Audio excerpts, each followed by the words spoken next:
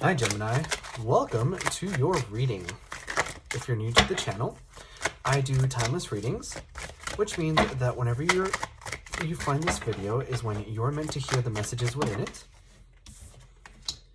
And in case you subscribe, I upload my new videos for Sagittarius and Gemini on Wednesdays. Also, the deck that I'm using today is called the Spirit Within Tarot. And as always, if you're interested in getting a personal reading, my information is in the description below.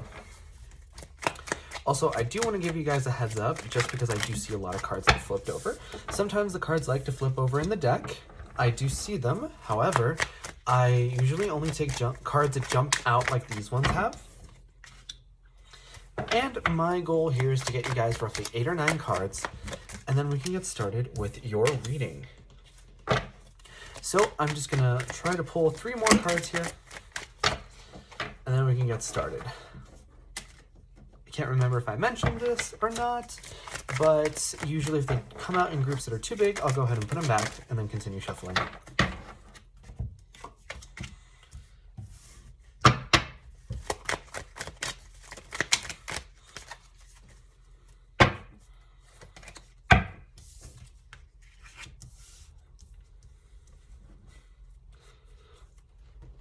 All right, Gemini. So I do want to take a moment to remind you guys that in case you enjoyed the reading, the best way to let me know is by leaving a like or a comment. But I'm seeing here for sure that you guys are spending a lot of times by yourselves, right? Because of this Hermit card. Now, I know that in light of the recent crisis that's going on right now, a lot of us are staying in our houses for our health. But I think that also the fact that you're going to be in your house cooped up all day probably is going to lend itself to some time to introspect, right? A lot of introspection is going to go on in these coming few probably days or weeks. But whenever I see the Hermit card, I know that it's a good sign because you guys are doing a lot of evaluation and a lot of thinking, right? And you guys are the sign of, or rather are ruled by Mercury, which is the planet of communication and thinking, right? So it's not a coincidence that the Hermit card is representative of the card of Virgo, of the sign of Virgo, who is also ruled by Mercury. So I think that right now, the name of the game is thinking and realizing what it is that you value and what it is that you care for and how to get there, because I see this Devil card and this King of Swords. So that to me can mean one of two things. First of all, I like the fact that the Devil's in the reverse, because whenever I see the Devil, especially if it's in reverse, I know that it's you walking away from the Devil. Well, I shouldn't say always, but the idea is that you guys have identified some kind of energy or entity in your life that is no longer serving you and you're walking away from it, right? And then we also have the King of Swords here. Now, the King of Swords is representative of air signs. And that's Gemini, Libra, Aquarius. So, I always like to take responsibility as much as possible. And I think that there's 2 scenarios here. Either you guys are realizing that there is a sort of toxic person here who happens to be an air sign, or you guys are sort of recognizing some of the more less than, how should I say, like beneficial qualities of yourself, right? And there is no shame in that. Doing better is always a good thing. So when we see the King of Swords, we know that it's somebody who is very mind ruling, right? Who's very intellectual type. This could be like a philosopher, a doctor, a lawyer, somebody who uses their mind on a daily basis. They're full of stories and they're full of insight. The fact that this person is sort of in this warrior pose tells me that this person is a lot more versed in combat, whether it be actual combat or, sort of mental combat. So I'm getting that for some of you guys, this person might be somebody who has been a martial artist or some kind of something where they fought in a physical sense. But either way, I get that whenever you have sort of a King of Swords person who is tied to this Devil energy, they tend to be very gaslighting. They tend to be very mentally manipulating, right? So this could be a person who sort of makes things appear that they're one way when they're really not, right? So the King of Swords is an expert when it comes to presentation. So anything, they're really good at taking information and presenting it in a way where it looks like it's not at all what it is, right? So like, for example, a King of Pentacles will provide a chart, but a King of Swords will explain it in a way that makes people think that it's not exactly what it is, right? So basically my advice here is be careful with this person, because I see the Ten of Swords and the Seven of Pentacles, right? So the Seven of Pentacles is actually a really good card. It talks about sort of input, output, putting in work and manifesting out, right? But because I see this Ten of Swords, I know that there's some kind of heartache or devastation or pain, right? Like this isn't a very friendly, nice, positive card. You know, this person is being stabbed in the back 10 different times, right? So I'm really getting that allusion to the tragedy of Julius Caesar, just because we're currently in March. So beware of the Ides of March. So perhaps for some of you guys, you may have gotten into some kind of altercation around the 15th, or are now just like realizing that you could be dealing with somebody with a wolf in sheep's clothing. For some of you, it might actually be worth going and looking at the Scorpio reading, because I get a lot of similar energies here.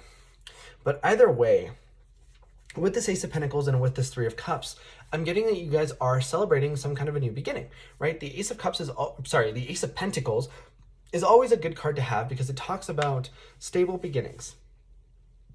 And with all the aces, you know, you have sort of this element of divine gift giving, right? So it's like you're receiving this from the universe, and I think that it's going to be really good in terms of your stability, right? It could be a gift of some money. It could be a gift of, I'm getting that for some of you guys, you might be moving or changing jobs or something like that provides you with more stability, and it's like a gift from the heavens or something similar to that.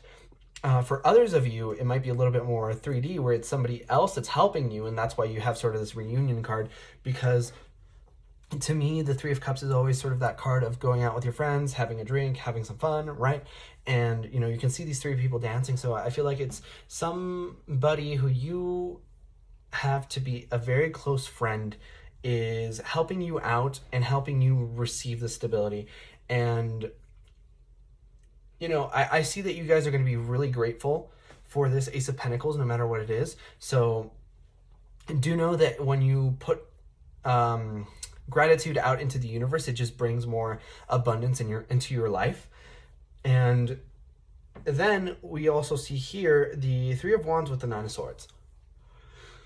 So Nine of Swords to me is the card of stress and anxiety. I think that you guys are in a very difficult position right now, and that's why we have the Nine of Swords energy here.